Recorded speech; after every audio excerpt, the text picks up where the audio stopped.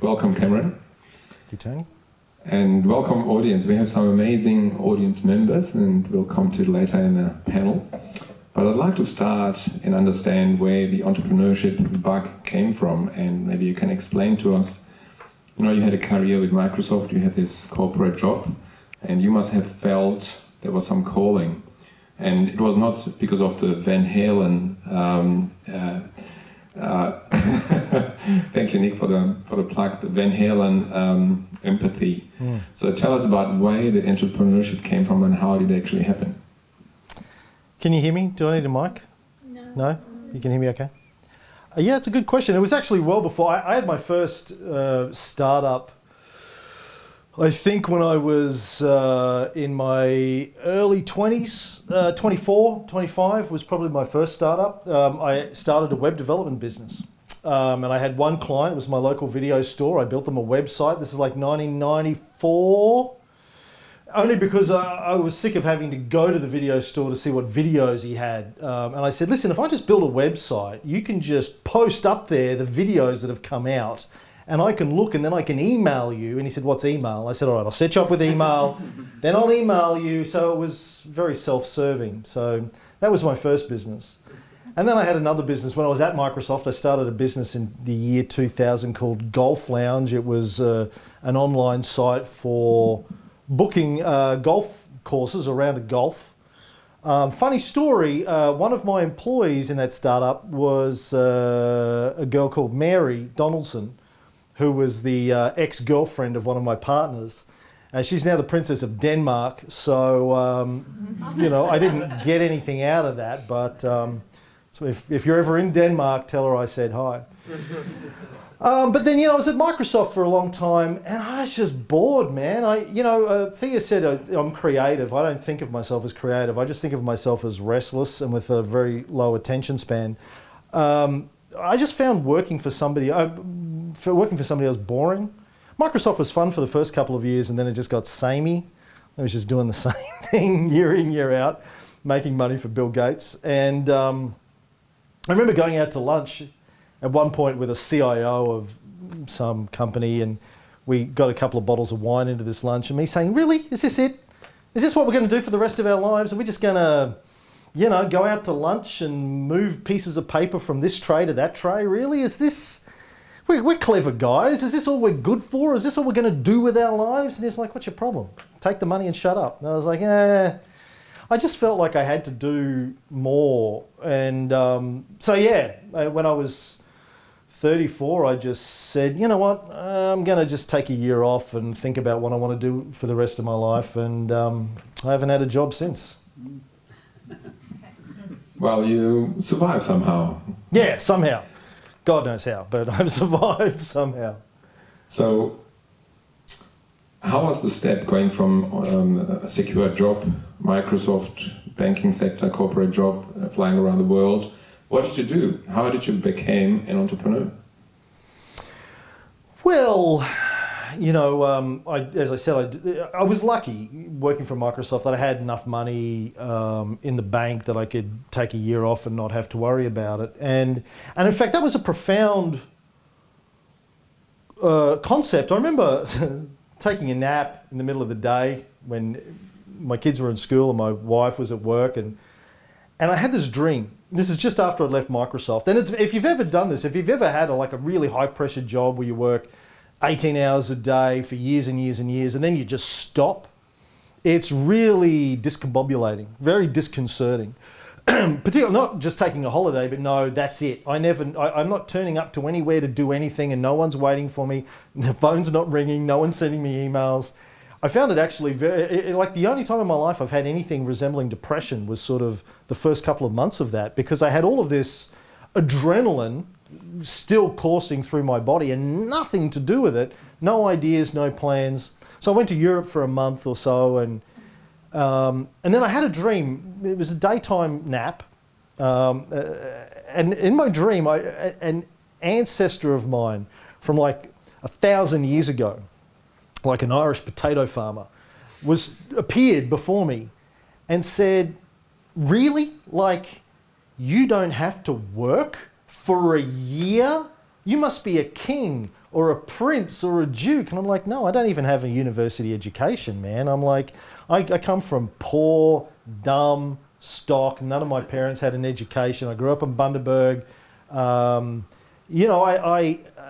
have nothing. But how can you afford to just take a year? Like, we can't take an hour off without working. Like, and I realised that I'd never had to really struggle. I'd never done, apart from when I finished high school, I picked eggplants on my girlfriend's father's farm for about 2 months. That's hard work.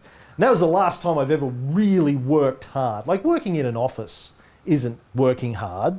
Getting up at 4 o'clock in the morning and bending over and walking up and down aisles in a farm in Bundaberg in summer, picking eggplants and putting them in a bag, then taking them to the sorting room and so that's hard work. So I just had this feeling of immense privilege, and also, because I grew up reading Spider-Man comics, with great power comes great responsibility, and I felt like I had been gifted this incredible privilege of luxury, really. I'd read enough history. I'm a history nerd, and I'd read enough history to know that the standard of living I had was probably better than 99.99999% of human beings had ever had across history.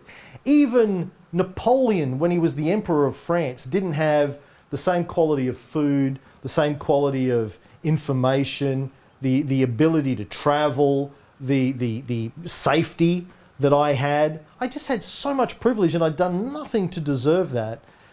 And so the idea of, I kind of get a little bit annoyed with entrepreneurs and the talk of entrepreneurship when it's all focused around how do I build a business and flip it to Google in the next 12 months. Like, entrepreneur, it comes from the French about opening stuff up, opening, right? Entree. And to me, it was always about, what can I do with the rest of my life to try and make the world a little bit better as I leave it than I found it coming in? What can I do with my life, with my limited intelligence, my limited energy, my limited means, to try and make a bit of a difference, and also to have fun and feel like I'm actually doing something worthwhile, having, like I'm not just wasting my life, which, a lot of people like their jobs and love their jobs. I'm not discounting that. I hated it though. I hated sitting in an office all day long and staring at a wall and having fake friends around me that I didn't really like. And anyway, so that was the impetus, was I just got to do something different with my life or I'm going to kill myself. How's that for motivational? Yeah! Inspiring! So what happened? What did you do? Well, as I said, I went to Europe, and for the first time, and that was mind-blowing. And then I came back, and this is July 2004, or maybe August, and podcasting had just been invented in Holland, actually, by a former American MTV VJ who had a radio gig in Holland. He was married to a Dutch pop star, and he got fired from his radio show. So he thought, I could just maybe do it over the internet somehow. And so he talked to a tech guy called Dave Weiner in the US, and they figured out, how could you record an MP3 and then set it up using an RSS feed that it could automatically be downloaded to people who subscribe to it. And that was the invention of podcasting, sort of mid-2004. So there was about 10 podcasts that were out at this stage in the world. And one of them was a tech podcast. And I was listening to that, driving around Melbourne, and it just blew my mind, because then, and I think it's still true now to an extent, whenever you heard a technology news story on the radio or on the Today Show or something, it was dumbed down, way dumbed down. Well, there's this thing called the internet that the kids are playing, I'm like, oh, please. But I was listening to these guys who are obviously nerds like me, and they were talking about technology in a deep, deep way. And it sounded like my friends and I talking about technology. And I remember, and I literally did this, and it's very embarrassing to recount, but I punched my fist in the air while driving my car going, yes! Like these people sound like me. And I had nothing to do because I didn't have a job, because I'd taken a year off. And so I thought, well, when I'm having conversations with friends, when we go out to lunch and talk about what's the next big thing and what's cool and what's happening, this is like 2004, right? I'll just record it and then I'll put it out as a podcast, and a half a dozen of my friends will listen to it. And we started doing that in October 2004. I think the first one came out, or maybe November, maybe September, somewhere around there. September, I think. And within the first month, there was like 5,000 people listening to it all around the world. And I was like, oh, okay. So there's an appetite for this kind of stuff. And it's pretty much what I've been doing ever since. So tell us what didn't work, because Startup Grind is also about the grind. And tell us a little bit more from the nitty-gritties, what didn't work, what can we learn from your mistakes? Oh, yeah, I've made every mistake. But I have to say, to me, it's never seemed to grind. I mean, it's this cliche that if you love what you're doing, you'll never work a day of your life, and it's never been a grind for me. It's always, since I discovered, like I was 34 before I discovered what I actually enjoyed doing.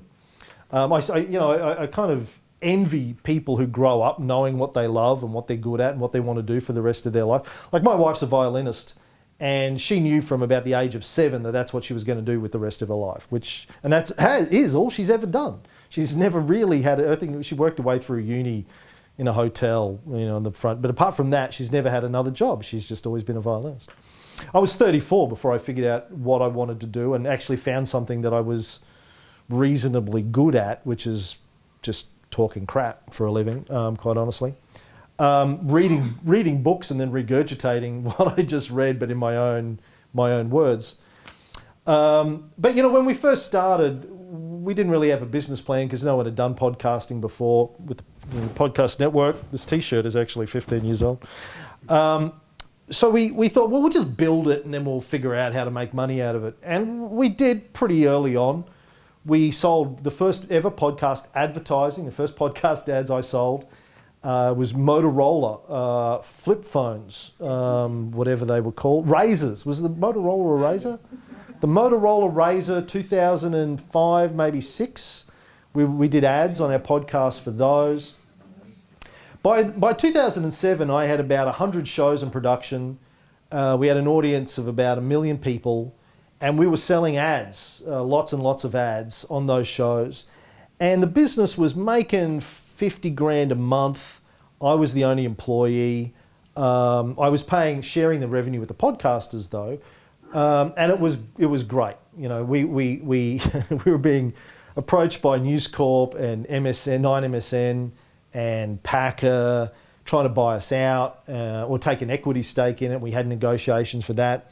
I turned down $1 million from News Corp around about 2005, 2006 because they wanted too much equity, and I thought, I don't trust you guys and you're just going to probably screw it up. So I told them to go to hell. Thought I'll do this myself. This is growing so fast. We're making so much money. I don't need you. I can do this by myself.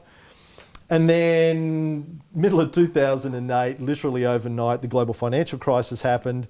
And the first thing advertisers are going to dump is podcasting, particularly back then when no one really knew if there was any value proposition in this. We had no way of tracking it. There were no stats that were reliable. Even podcast stats today are kind of dodgy.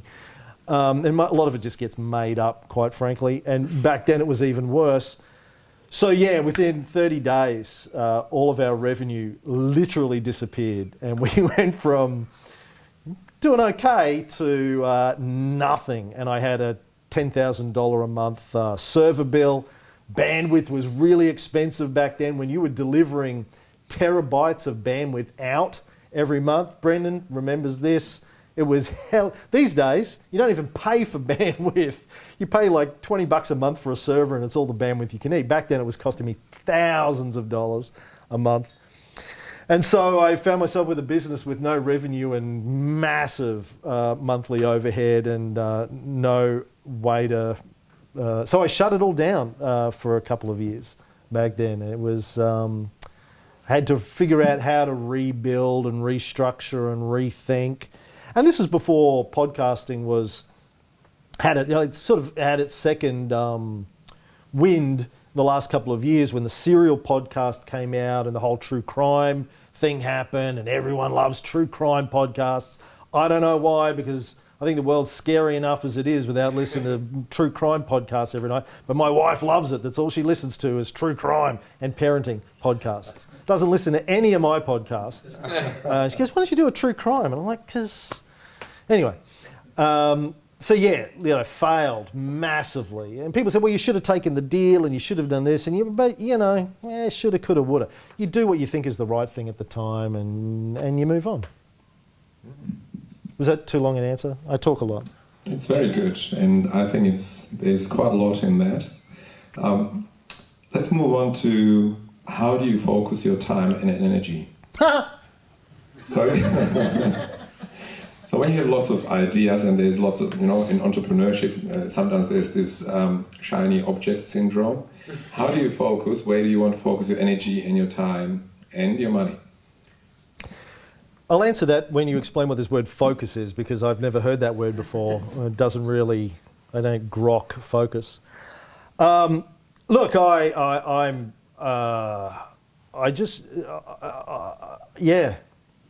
I just do things that sound like fun. That's what I focus on. What I think is going to be fun. I produce, I think, 7 podcasts at the moment, concurrently. My second book just came out about a month ago. I've been promoting that, doing interviews all over the world. It took me a few years to write.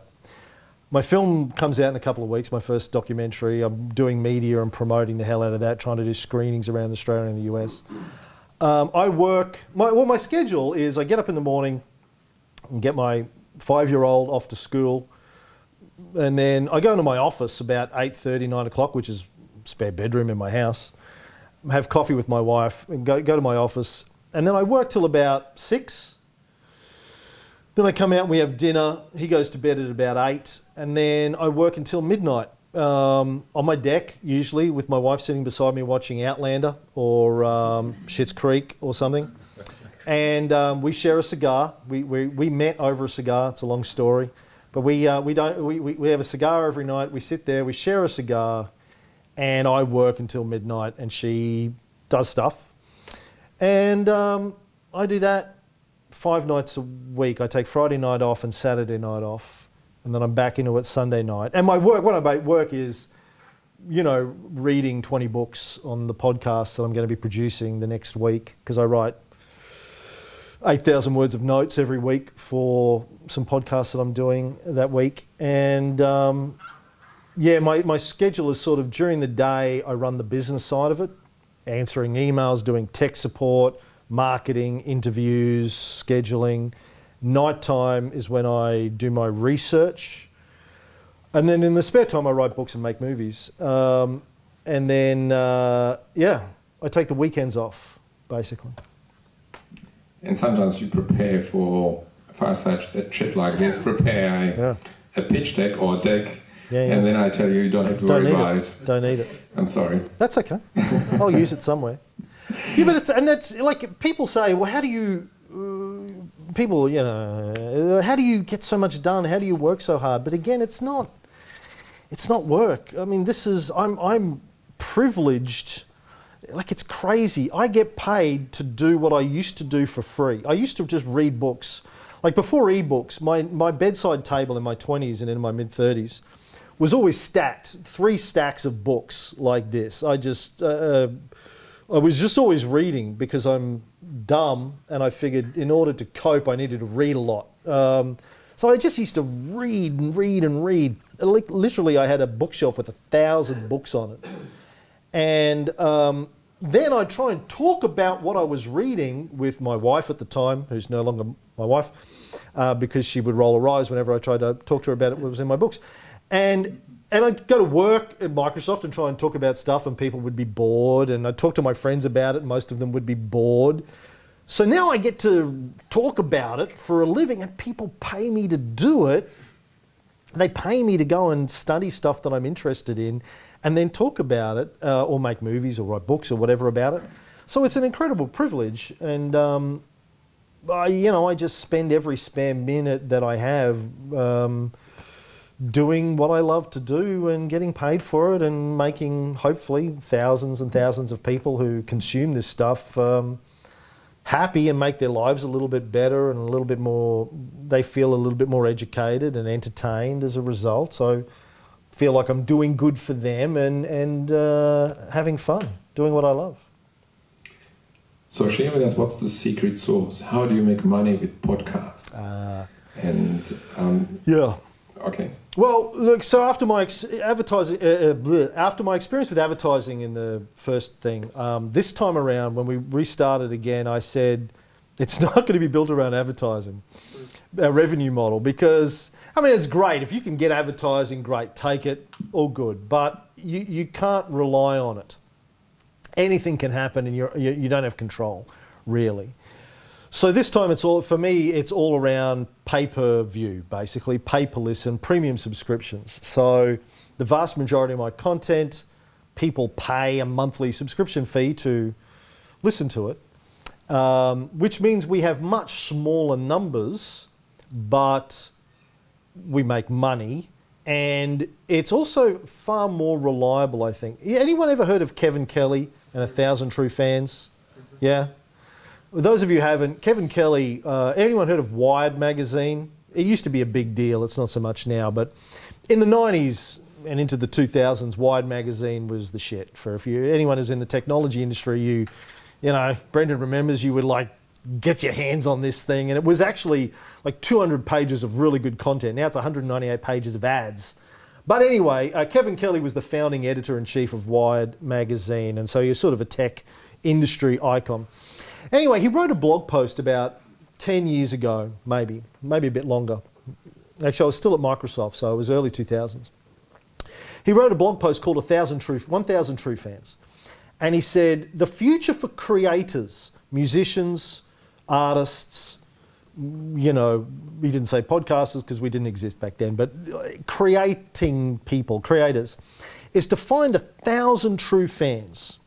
1,000 people who really love what you do, and they will buy everything and anything you do because they feel like they get you or you get them. You know what it's like. You have your favourite artist.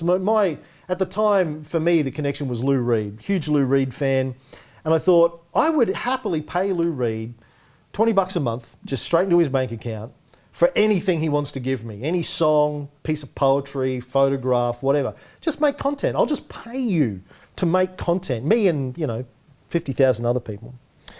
But if you're an individual creator, said Kevin, and you can find 1,000 people that'll pay you $100 a year, say $10 a month, so $120 a year, there's your 120 grand. And it's probably fairly sustainable, because even in bad times, these people will still have a job. And in bad times, they'll probably be a little bit more miserable.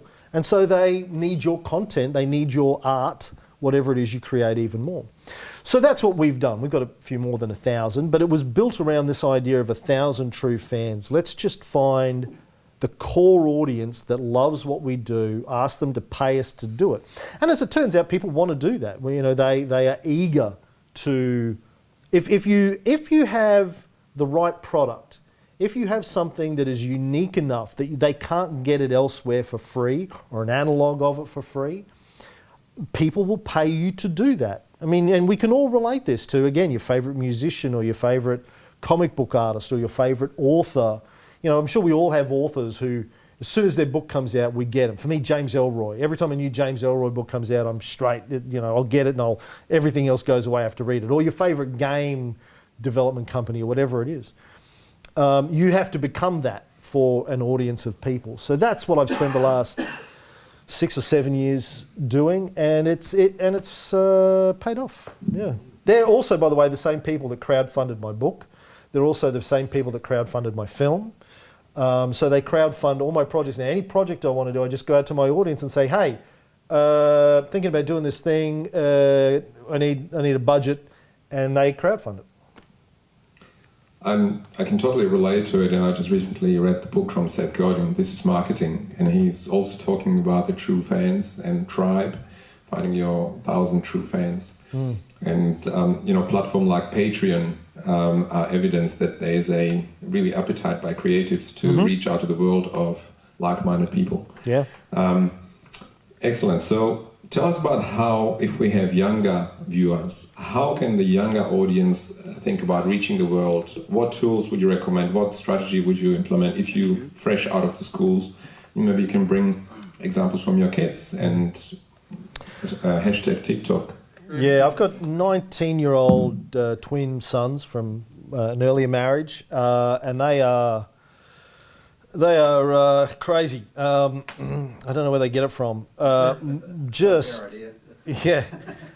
Balls to the wall entrepreneurs. So one of them, Hunter, the eldest by 8 minutes, he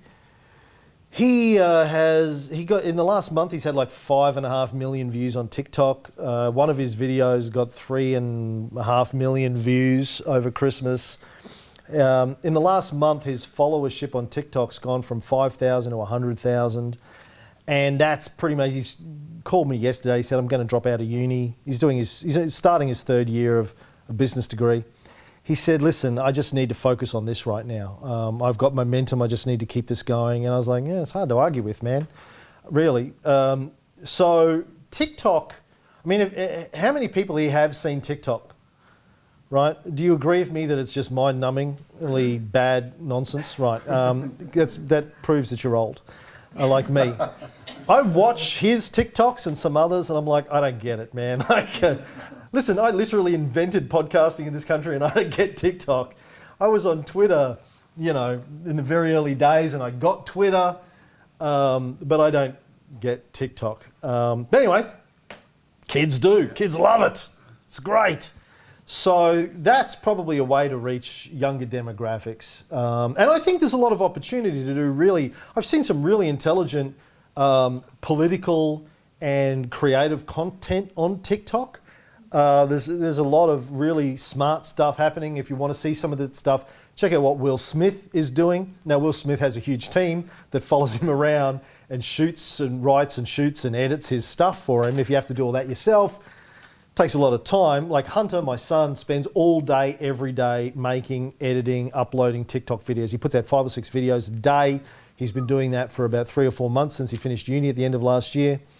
And it's funny because he was doing YouTube stuff towards the end of last year, and he said, he did this YouTube about TikTok, and he said to me, "This TikTok stuff, I don't get it. It's stupid. It's dumb. But I'm going to do a video just making fun of it." And so he made some TikToks to make fun of it, and then like a couple of weeks later, he goes, "This TikTok thing, it's pretty cool." Now his life is all TikTok. So I think there's a lot of opportunity there, but it's a bit like podcasting was 15 years ago. We need to figure out, with all of these mediums, what can we do that's innovative and creative and has genuine value? Now, with podcasting, not to toot my own horn, it was completely accidental, but one of the first things that I did that made a difference, I think, was deep dive content. So I was a Napoleon nerd. I met my wife at a Napoleon conference as a result of my podcast. By the way, all the good things I have in my life right now have come out of podcasting and entrepreneurship. And I'll talk a bit more about that in a minute. But I was a Napoleon buff, and I had been for years. I read 100 books on Napoleon, seriously, without a word of a lie. Don't know why. Something about him and his story fascinated me. But I had no one to talk to about it. No one cared. So I thought, I'll do a podcast about Napoleon. So I tracked down this guy in the US who was the president of the International Napoleonic Society and had written a couple of books that I'd read.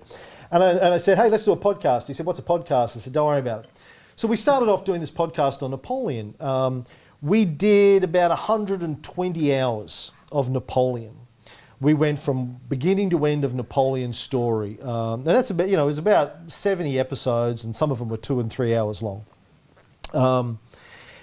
Now, I only realised years later that no one had ever done that in history, in any medium. There's no book of that depth. There's no film. There's no radio. There's no TV series that's 120 hours long on Napoleon. We were the first. We created this medium of really, really deep dive, investigations of things on podcasts, because you could do that on a podcast because it's free to produce.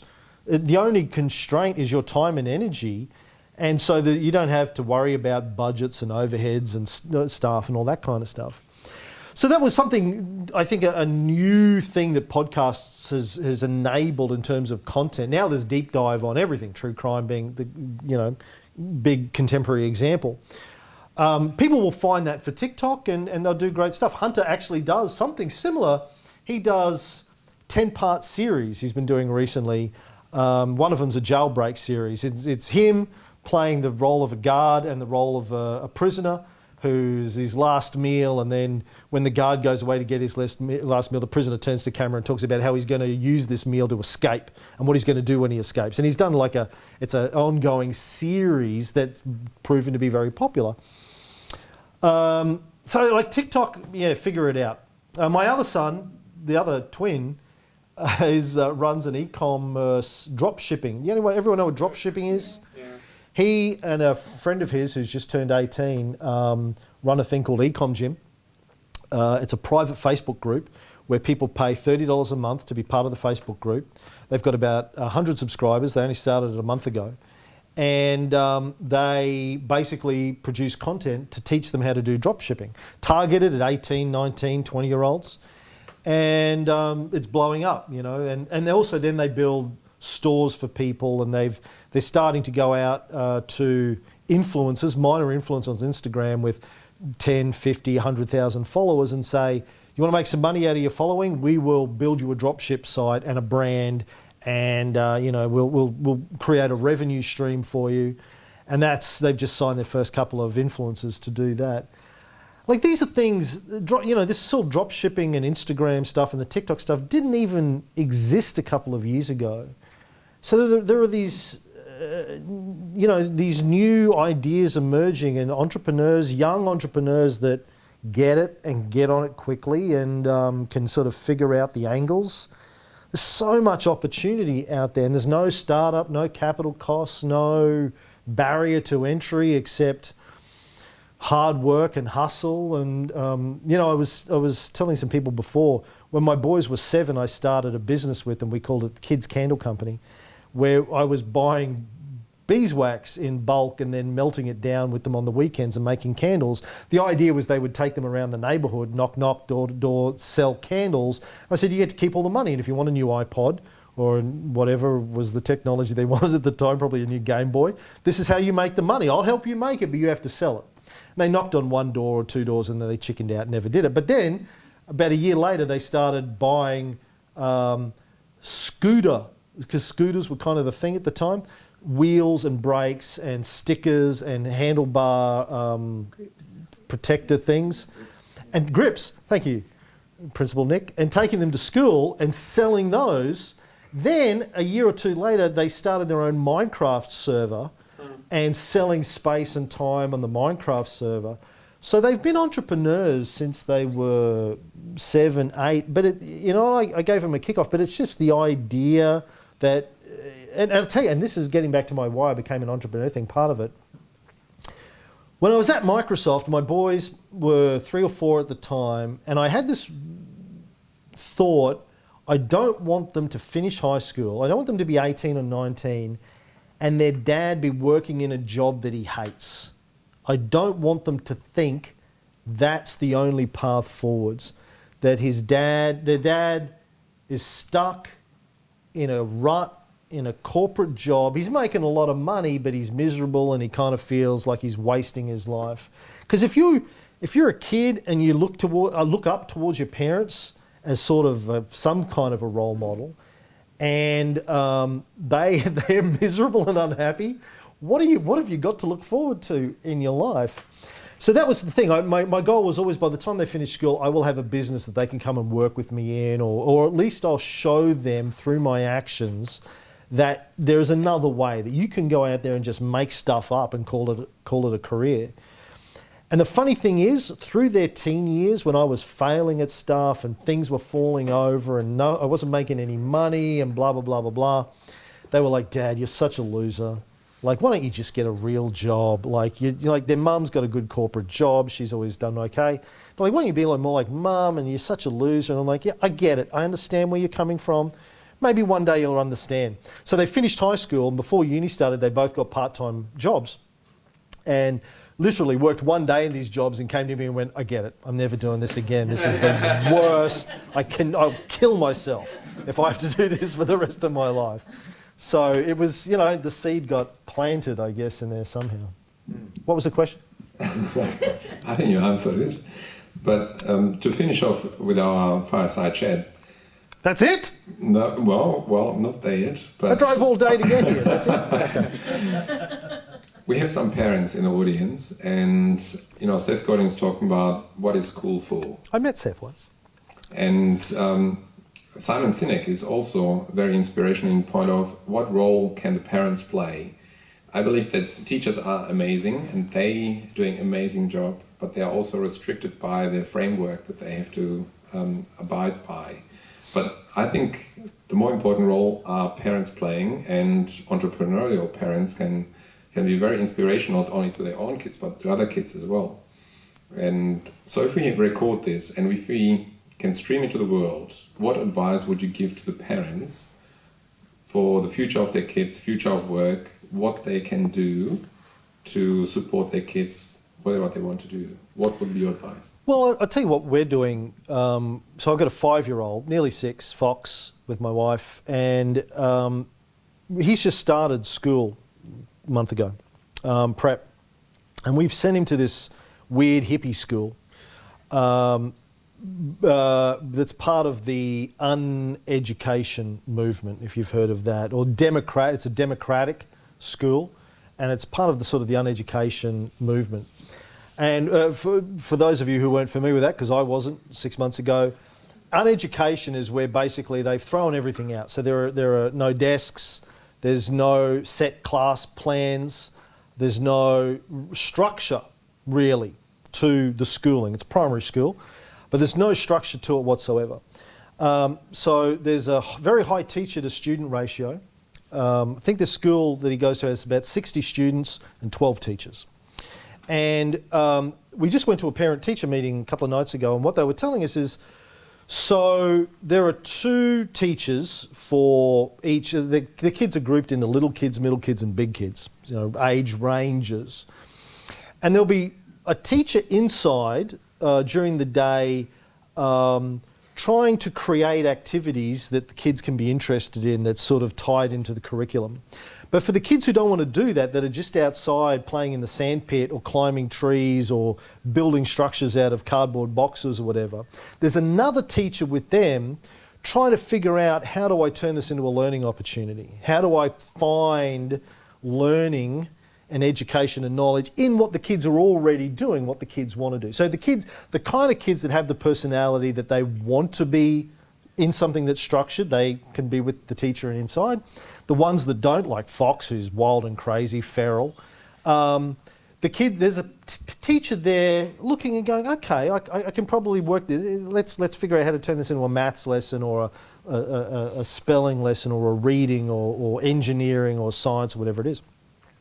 And the reason we're sending Fox there is we came to the conclusion that what we want him to get out of his educational experience in primary and high school is to come out of it with the following things: a high degree of self-confidence, self-esteem, in his ability to solve problems, in his ability to interact with the world, and a confidence in his own ability to just sort of navigate complexity, complex environments, not to feel like he has to be told what to do, that he can work out for himself what he needs to do, and that if he ever has any questions, there are people he can go and ask. Or, well, how do I do this, or where do I go, or what do I need? Because I think the world is going to be becoming an increasingly complex place. And as I said before, the things that Hunter and Taylor, my older boys, are doing didn't even exist. The technologies, they didn't even exist as ideas a few years ago, and yet they're building businesses out of them. So, who knows, by the time Fox is 19, 15 years from now, 14 years from now, what the world's going to look like. What I want him to have is the ability to think on his feet, be confident in his own skin, and his ability to, problem solve. Because I think that's what being an entrepreneur is, right? It's problem solving, both to come up with an idea, to think, you know what the world needs is this. I think I could probably do that. I mean, why not? When I started to make a movie, my boys who were about, 4 years ago, 14, 15 at the time, they said, what do you know about making a movie? I think, it can't be that hard. Like, if anyone else can do it, I can do it. Like, really, how hard can it be? Turns out it was a lot harder than I thought, and it took me 4 years instead of 1 year. But hey, it got done.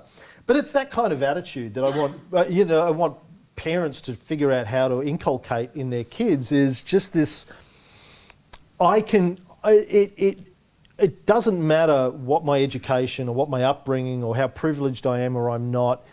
I guess it's a certain amount of, not chutzpah, but just belief that, you know what, the world's not, anyone can solve problems. And I'm sure you've all found, like, the older I get and the more people I've met, and I've sat down with Bill Gates and Rupert Murdoch, I've met business leaders and industry titans, mostly in my Microsoft days, just through accidents of being at Microsoft, and CEOs and all sorts of people. And what I figured out through that is, these people aren't that smart, really. They're really not that smarter or harder working, or there's no special sauce there. I think the people I know in my life, the friends of mine that are multi-millionaires and very, very successful, most of them I say, what's the secret? They'll go, mate, it was just good luck, honestly. I did a bunch of stuff that failed, and then this thing just happened to be the right guy at the right time who needed this thing, and I said, I can do that. And then these things happen, and so I got through this gap and that gap, and really, look, I worked hard, but I worked hard at other things that failed. This was no different. This was just luck, really. And that's, it's probably been my experience too, but it's just having the confidence to get out there and go. And here's the other thing. I call myself a failure atheist. It means I don't believe in failure. I think the thing that holds a lot of people back as adults is this the fear of failure. And having a 5-year-old, I've gone through this again. Like, when you teach a kid to walk or to ride a bike or to run or whatever, or catch a ball, they fall over, they hurt themselves, and what do you say? Don't worry about it. Get back up. You'll be fine. Yeah, you're going to hurt yourself. That's part of it. Whenever he falls off his bike and gets a cut or a gash, I give him $5, depending on how good it is. The bigger the cut, the more money he gets. I mean, come on, man. Like, just go at it. Go hard. Don't worry about it. It's good. This is what learning is like. Learning is about falling over and hurting yourself. That's how we learn to do stuff. But as you get older, you start to worry about, what will my friends think? What will my wife or my husband think? What will my kids think?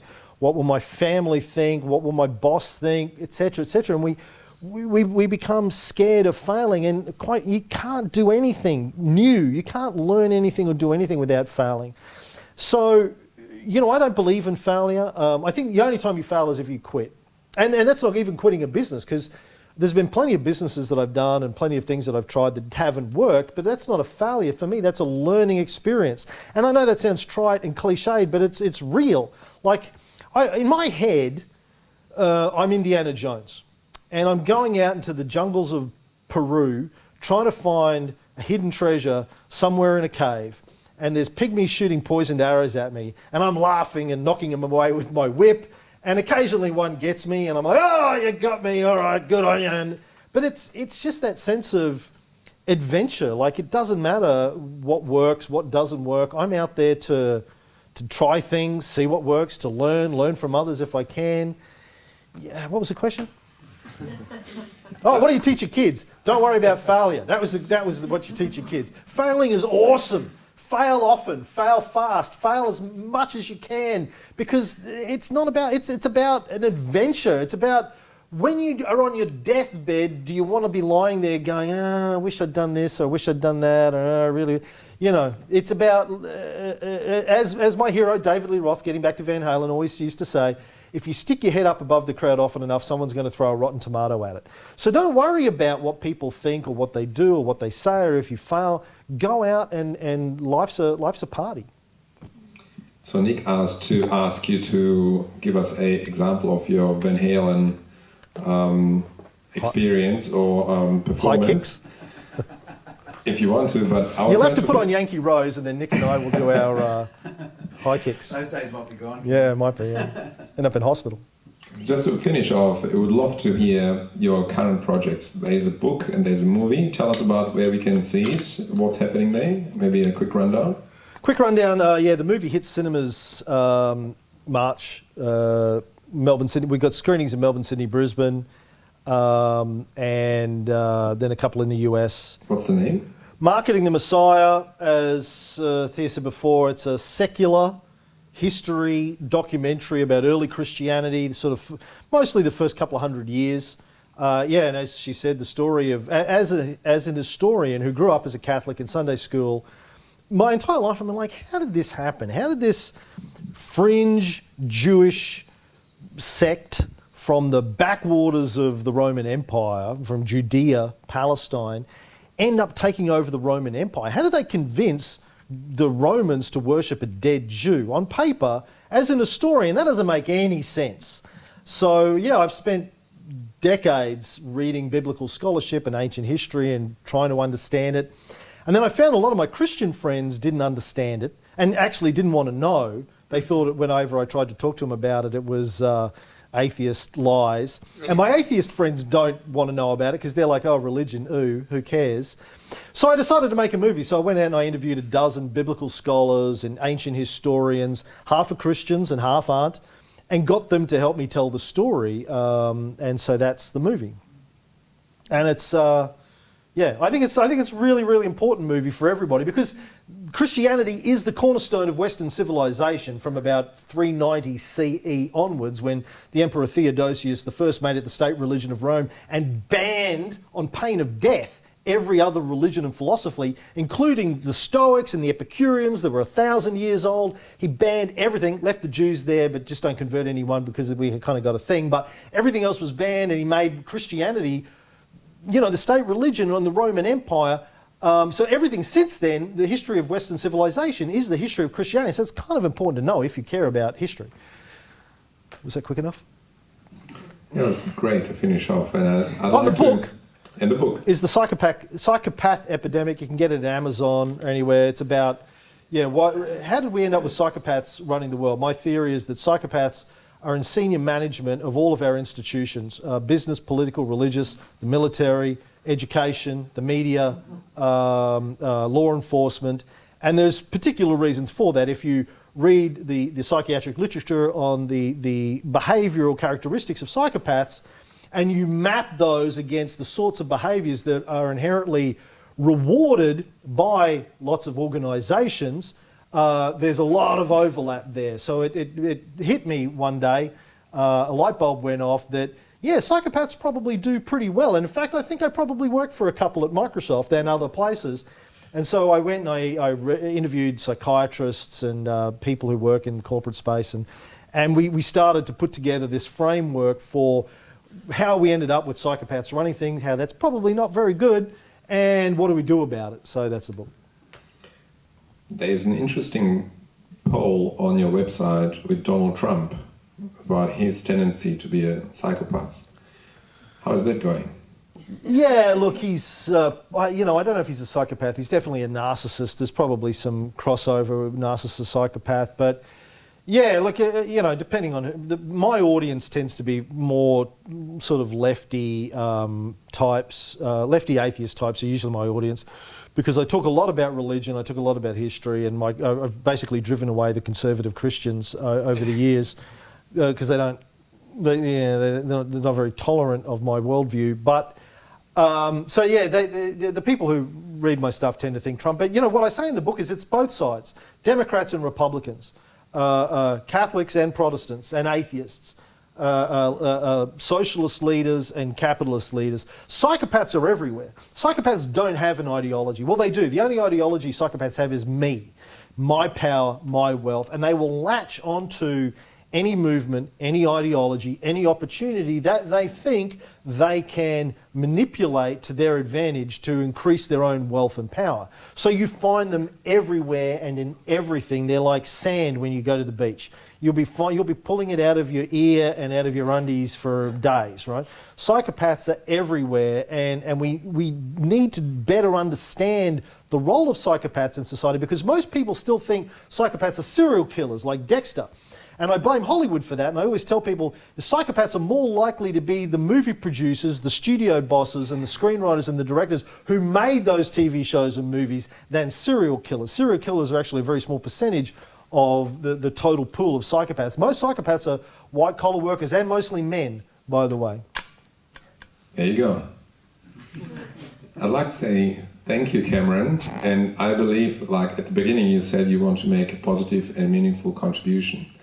And I think your work is doing a big part to it. And I think you're doing amazing stuff with your kids. So well done, and thank you very much. Well, thank you. And now I'd like to ask a couple of panelists to come to stage. So Nick and Brandon. We do a Q&A with everyone, but I'd like to, maybe Brandon, if you can introduce yourself, where you're coming from, who you are, and what's your background in about half a minute. Okay, cool, no problems. Hi everyone, my name's Brendan Yell. I live north of Sydney near Newcastle, Lake Macquarie. Now Tony has done an amazing job to get great speakers here, but this is the first time I've come to a startup grind because I wanted to see the great Cameron Reilly. So this guy's an amazing thinker. I don't always agree with everything he says, but he's very thought-provoking, and I really enjoyed seeing you again. It's really, really cool. I don't always agree with I run Startup Grind. I run Startup Grind in Sydney, so I do a very similar event down there. I also run the startup program for Twilio.com. I'm sort of spend my time between Australia and San Francisco, and I work with really early-stage startups and try to help them, give them some credits, and try to help them grow their business. Great. And Nick, maybe you can introduce yourself. Thanks, Tony. So Nick Johnston, I'm the principal here at BDC. I've known Cameron for quite some time. I think probably 83, might have been even January 83. We went to high school together. So he knows all of my secrets and where most of the bodies are buried. And probably the same can be said the other way. You're not really interested in me, so I'm not going to talk about me. I want to tell you a story about Cameron and I in my backyard, I reckon maybe mid-2000s. Oh, yeah. And Cameron came over and we were having a big discussion, family barbecue, a couple of our old high school mates who have, by the way, we had an amazing cohort, our cohort at school. We've got in that cohort engineers that have travelled the world, jet pilots, high school principals, entrepreneurs, dentists, all sorts of different people in that particular group. So you had to shake it pretty hard to get noticed in that group. But in that backyard discussion, Cameron was telling me about podcasting. And I was telling him, there is no way you can make a living doing that. It's never going to work. And he was telling me, I think there's some different models we can try. And I just couldn't see it. And on the flip side of that, about probably maybe 2 years later, I did a master's in IT. I realised that actually he was onto something, and I would consume, when I walk my dogs in the morning and at night time, I would consume about 3 or 4 podcasts per day every single day.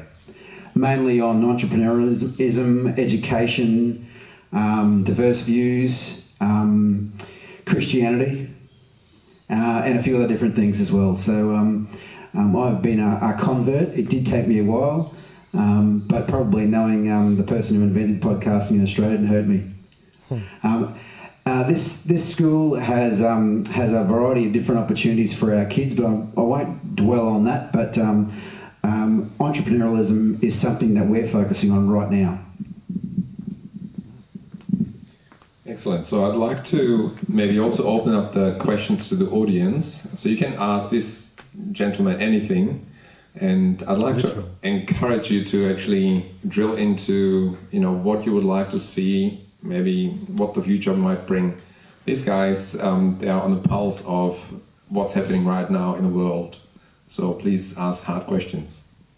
What do you think of data privacy, and do you have a Google Home or Alexa in your house?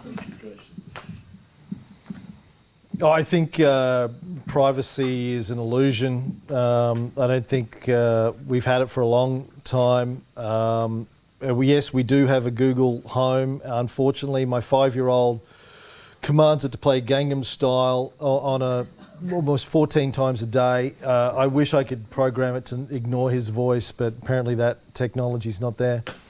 Look, it's terrifying to me. I've accepted for a long time that pretty much everything that we do is being watched, recorded, listened to, and that will probably be used against us at some point.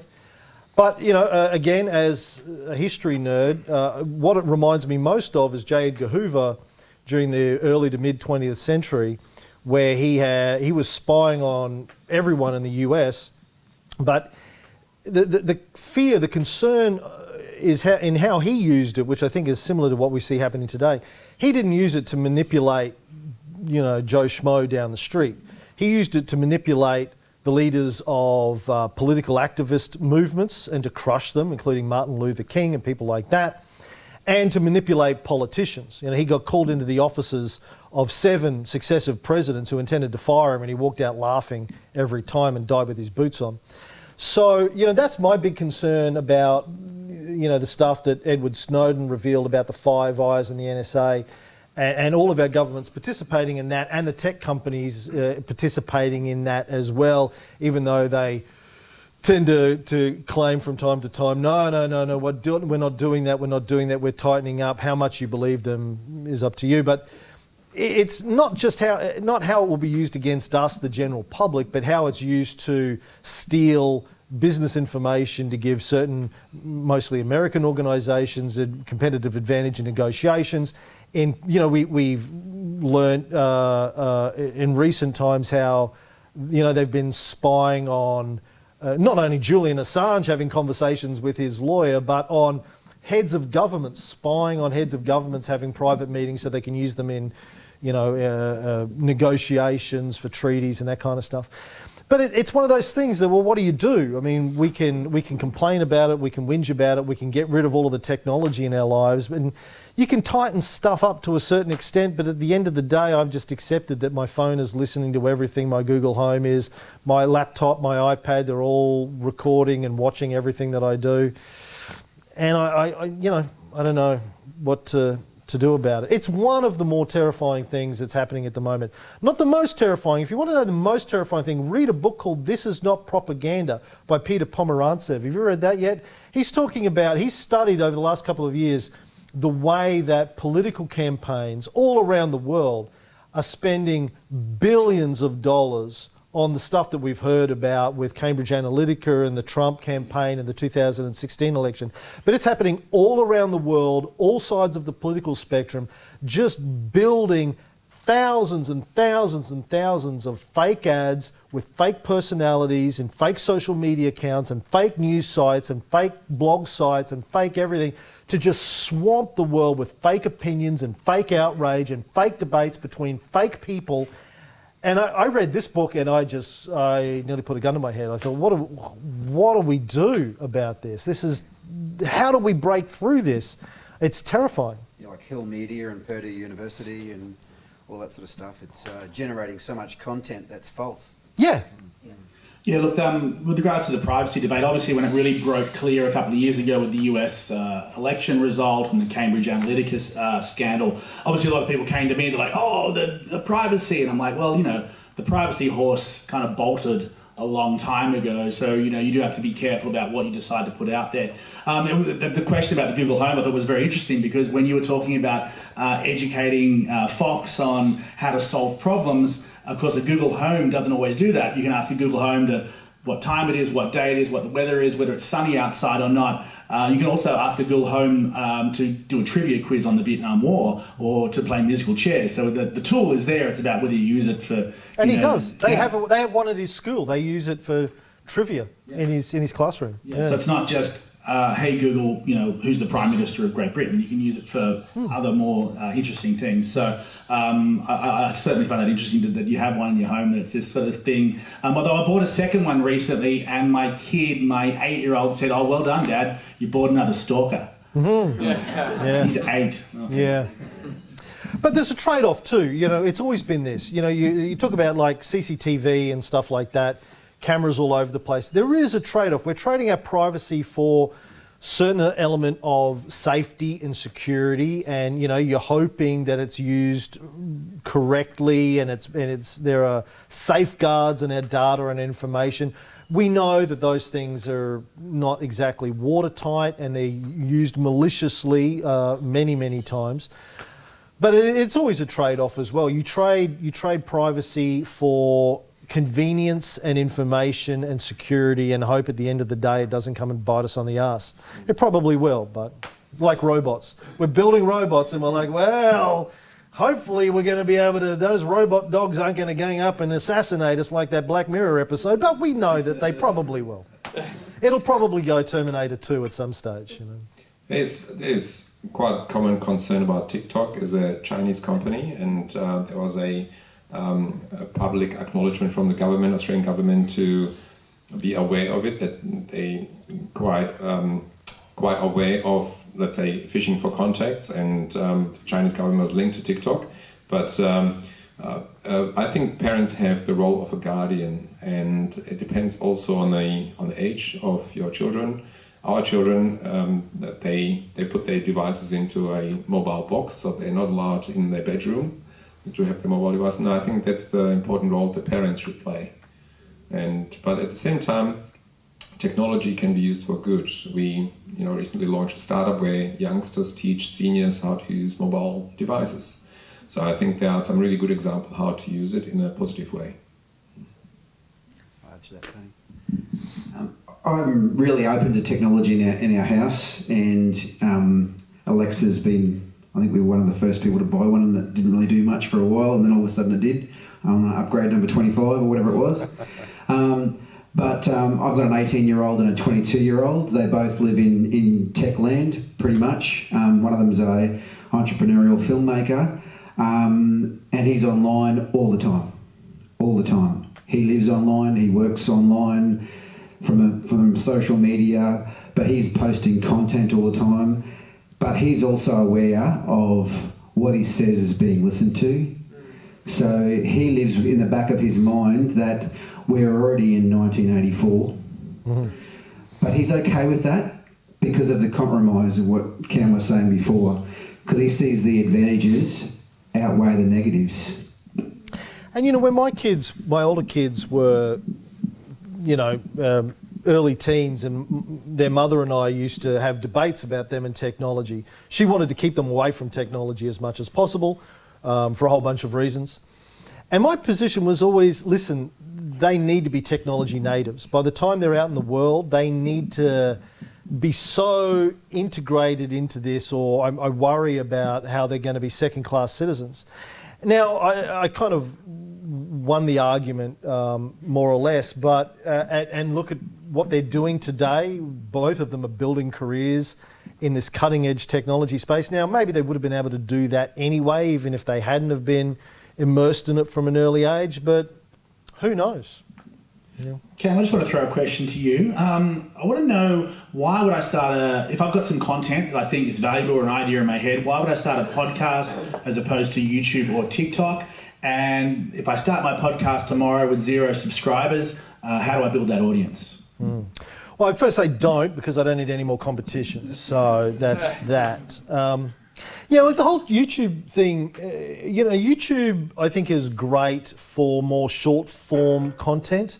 I don't often sit there and watch hour-long YouTubes for some reason. There's no reason why I couldn't, but I just if I've got an hour to sit and watch visual content, I'm going to watch the new Pope or Better Call Saul or something, right? And by the way, I don't have a TV in my house. I haven't had a TV for well over a decade. If I watch stuff, it's on a laptop, and I watch TV Friday and Saturday nights with my wife, and that's it. And the rest of I just choose not to watch TV. But I think YouTube is better for short form content. Podcasts, there are short form podcasts, but I think podcasts are best for deep, long form content, half an hour to an hour. You can consume it typically, most people consume podcasts when they're in the car, on their commute, at the gym, going for a jog. Walking the dogs. Yeah, or cleaning. Because I don't have a commute, I tend to listen to them when I'm vacuuming or doing dishes or the gardening or stuff like that. So they're better for that kind of immersive thing when you can't watch something because you're driving or you're walking or whatever. So it's just different mediums for different purposes, I think. In terms of how you find an audience, that's incredibly tough. Discoverability with podcasts has always been and continues to be incredibly difficult. What I do is, you obviously reach out to your immediate social network and say, I've got this thing. If you're doing a topic that has a niche community around it, then you reach out to the Facebook groups and the subreddits and things of those communities and say, hey, I'm doing this thing. What I will normally do is invite those people to be guests. Like my newest podcast is on the Psychopath Epidemic. I'm doing a podcast alongside the book. And so I'm reaching out to psychiatrists and people that are experts in the field and saying, hey, come on and talk to me about your experience, and then hoping they will promote it to their audience and that kind of stuff. And then we buy advertising, we use Google advertising and Facebook ads, and we do all that kind of stuff to try and get the word out. I don't know if it actually works. I haven't really ever figured out a scalable model for that makes sense. And then it's mostly word of mouth, and we do promotions. One of the great with iTunes and podcasts, one of the things that drives it is popular reviews. If the more reviews that you get, the algorithm seems to promote you a bit. Well, what we've always done is tell people that if the funniest or the cleverest review we get on iTunes each week, we'll send them a free coffee mug with our album logo and whatever on it. It costs us money, but it encourages, it incentivizes people to actually promote the show for us, do a review on Facebook or on iTunes. So just basic marketing 101 stuff to get it out there. But it is tough when there's a million podcasts out there and a lot of them are attached to big brands like the ABC or television networks or celebrities. It's very hard to cut through the noise these days. 15 years ago, when it was just me, it was a lot easier to cut through the noise. I could ring up somebody and say, you want to be on a podcast? And they say, what's that? And I go, just don't worry about it. I'm going to show you what it is. Now, it's inordinately difficult, but, And then it also comes down to how original and unique your content is. Like I was worried when Thea said she was listening to one of my shows, because my history shows, the way that we get people interested in history, apart from the deep dive stuff, is I swear a lot. And it's filthy and it's dirty, and it's really dirty. And then we also launch into 80s pop tunes a lot, and we reference contemporary politics and religion and stuff that's going on in the world. Because, my theory is history's boring, and to make it interesting, you've really got to engage people on all sorts of levels. So if you can make people laugh while they learn, it snaps them out of thinking about their grocery list or whatever. So, that's our niche, is we teach history with a lot of, dirty jokes and puerile humour. So I like to warn people before they listen to my stuff, like, listen, but you need to find your niche. If your niche is different, it has to be unique from everything else that's out there too. And then I think, then you've got a better chance of word of mouth spreading. If it's the same as 50 other podcasts that are out there, it's even harder to cut through. Got another question for the audience here. G'day. I think I'm a bit like you. I'm an ex-seminarian, love history and the whole, religious sect taking over. We should chat sometime. Yeah. So also working in marketing, and again being a bit like you, and doing a whole bunch of different stuff in my life. I've currently I'm moving a bit into the game sector and whatnot. You mentioned earlier about the 1,000 fans kind of thing. What then would your opinion be where AAA companies for a long time have relied on the fact that they've got like really good graphics, big audiences that will just buy whatever comes out, and then indie developers have relied on the fact that, you know, their players will love their games and then go for those little microtransactions, and then all of a sudden you get a company that releases something like Fortnite where they've got the advantages of being a AAA company, but then they go, hey, we can release a really, really awesome game with great graphics, great support, great everything, but we'll make it free and have microtransactions. In a way, that kind of like cuts the entrepreneurialism out of the games industry in a way, or it brings it at risk. And it can kind of happen as well in other industries like podcasts and stuff, when those bigger companies start then taking over, or say the influencer phenomenon in Instagram. You know, no one listens to the big people who try to sell stuff anymore, so you've got to go for the smaller influencers. So I guess what's your thoughts, being such a good entrepreneur, on how to, I guess, combat the big companies as they take over those niche markets? Well, let me clarify. I'm not a good entrepreneur. I'm the world's worst entrepreneur. Yeah, look, that's tough.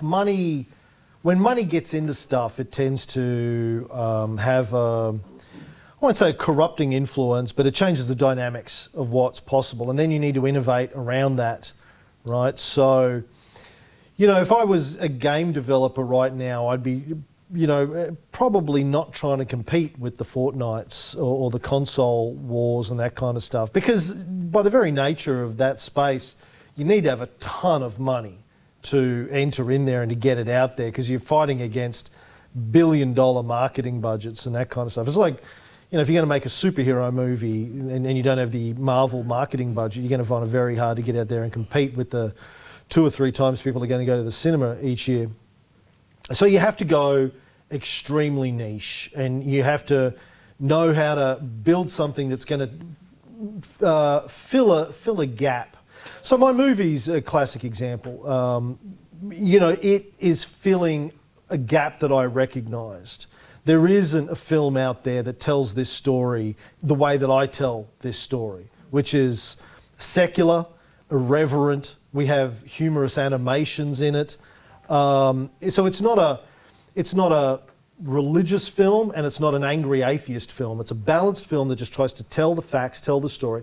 And I know there's an audience for that. It's not a huge audience, but there's an audience of nerds who want to know more about this stuff and want a way of sharing it with other friends. Like, you know, that's doesn't require you to go and read a Bart Ehrman book or something like that, right? So it's picking a niche and then knowing how you can get to that niche. Like, who are the community groups that are going to respond to the fact that you've built a solution to their problem, and finding the fans in there. So it takes a certain amount of strategy. It helps if you've been a chess player all your life and you think strategically, like knowing clearly what the problem is. You know, when I used to run a marketing business, kind of got out of it these days because I got too busy, but when I sat down with new clients, the first question I would ask them was, what problem are you solving? And it amazed me that 99.999% of business people who had big businesses often, and they'd been running them for years, could not answer that question. Could not answer it. They go, well, we sell water bottles. I go, well, no, you're telling me what you sell. What problem are you solving? Well, they're really good water bottles. I go, no, I don't. They've won awards. No, you don't know. What problem are you solving? How are you making the world a better place or someone's life a bit better? No idea. And that's the thing. And I used to say, if you're not solving a problem or making the world better, why are you doing this? Is it just to make money? Like, really? Like, every business should exist to solve a problem and make something better. And that's true with content. If you're writing a comic, by the way, I got a good friend of mine who's a comic book artist. He has done this too for the last 5 or 10 years. He has a core group of fans that he goes on Kickstarter every time he's going to start a new comic, and he says, hey, this is what the new comic's going to be. Here's some draft artwork, what it's going to look like. Here's the basic storyline. And he has 1,000 people that give him $20 or $50, and he spends the next 6 months doing writing the comic and producing the comic, and then he starts all over again. He's been doing that for years.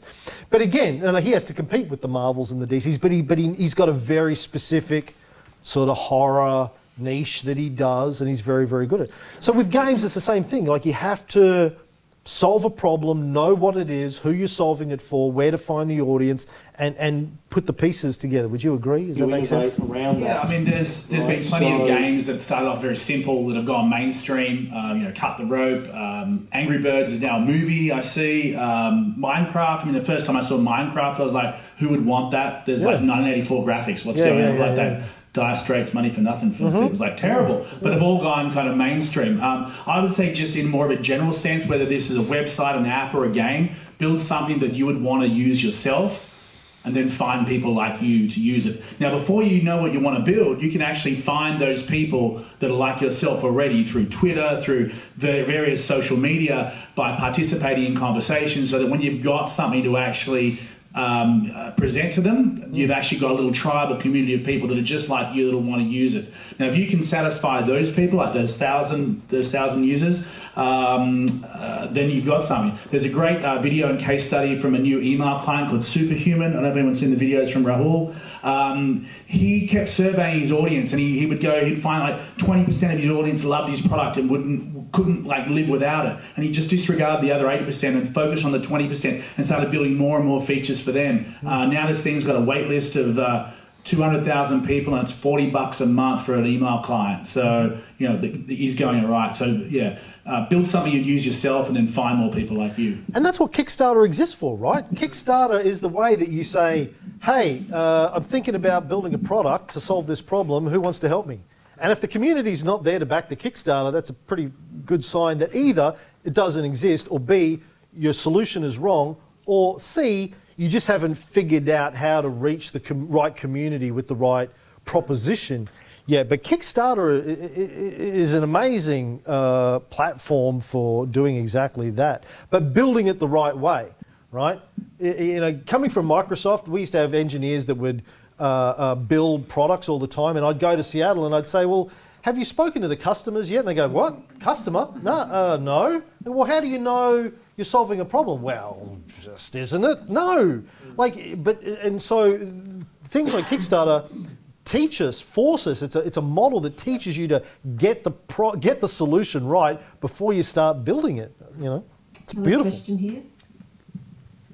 Hey guys, Duncan from Coffs Health Club. So I guess what we do is we focus on helping people with either health, vanity or sanity, those three areas with our health clubs. I'm here tomorrow to see you and get some information to help my team, primarily, all of my personal trainers and instructors, to help them if they're looking to set up podcasts or anything. But from a selfish point of view tonight, myself, what I'd really like to know is, what are the top 3 Australian podcasts, most profitable podcasts, and what are the top 3 international most profitable podcasts that you know of, and why you think that is?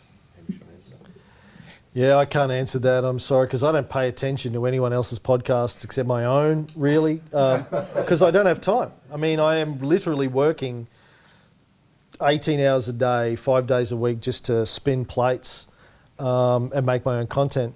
I mean, but what I know is... Does anyone else know? Does anyone else track the podcast for you? Well, out of your network, what do you think would be the most profitable ones? Well, there are massive podcasts in the US. Mark Maron's show, Joe Rogan's show, or a couple that I listen to, Dax Shepard's show, my wife listens to mostly.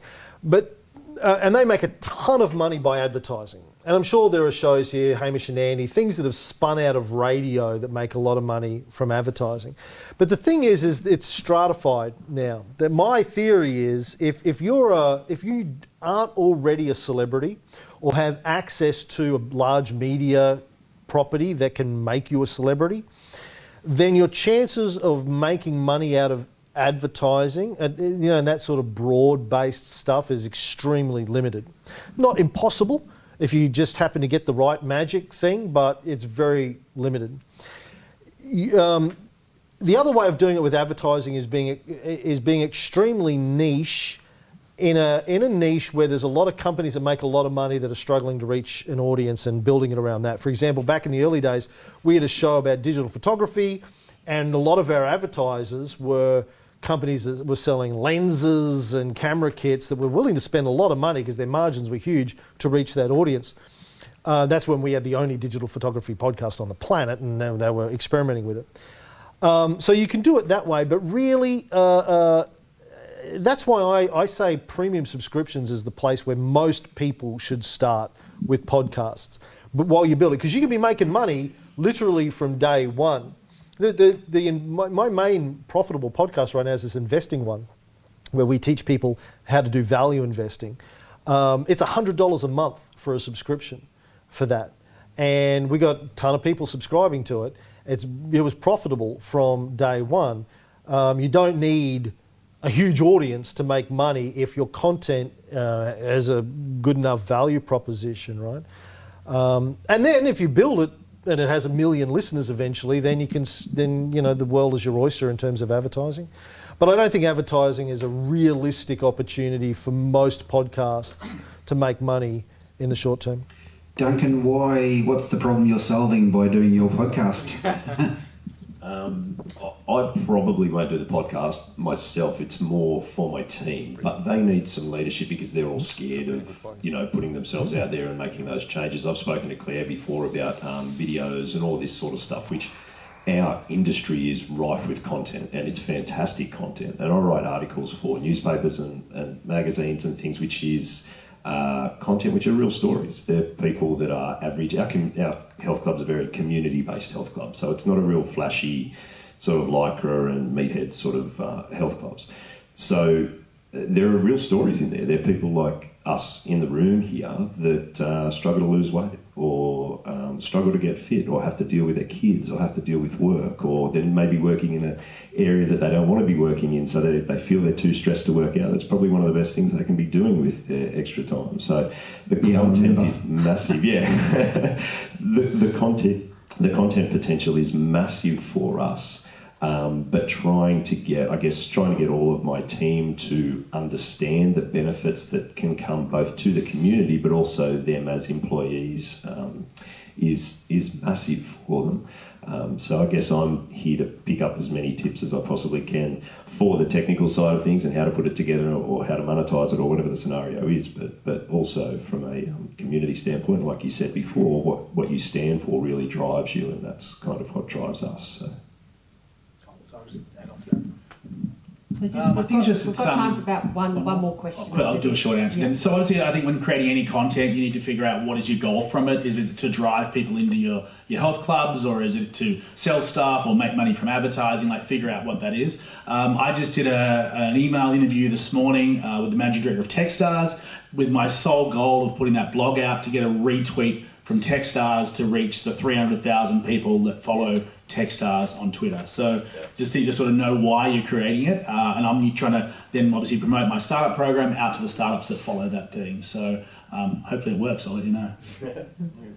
I like the Simon Sinek approach about the greater cause, and I think the followers will just come in. We had a really beautiful example of an elder gentleman at Marion Grove last Friday where he shared his life story with a youngster, and he started to cry.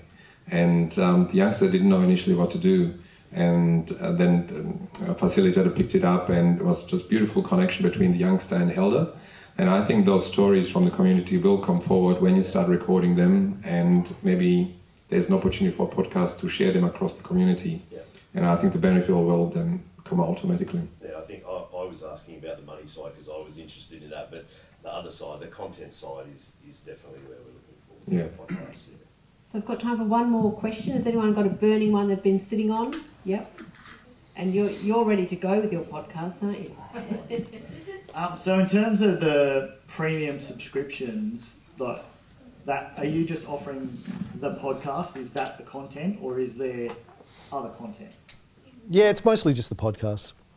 I mean, with the investing thing, we say where you can, meet my partner in that, who's a multi-millionaire, very successful investor, meet him for dinner and drinks once a year, events, that kind of stuff if you're part of the club. But It's mostly just the content, you know. That's really, we don't offer anything else usually. You just pay for the content. And are you using iTunes as the mechanism for the payment for the recurring subscription, or are you using some other platform? If I could, I would, but it doesn't exist. iTunes won't do that. Yeah.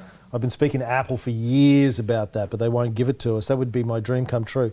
Now, we built our own payment subscription system when we did this. I cobbled it together with my super coding skills. But these days, most podcasters would use Patreon, something like that. Yeah. The only challenge with well, yeah, it's a long story and I'll cover it in the workshop tomorrow. But yeah, no, I just hand-coded my own thing and we don't offer anything special.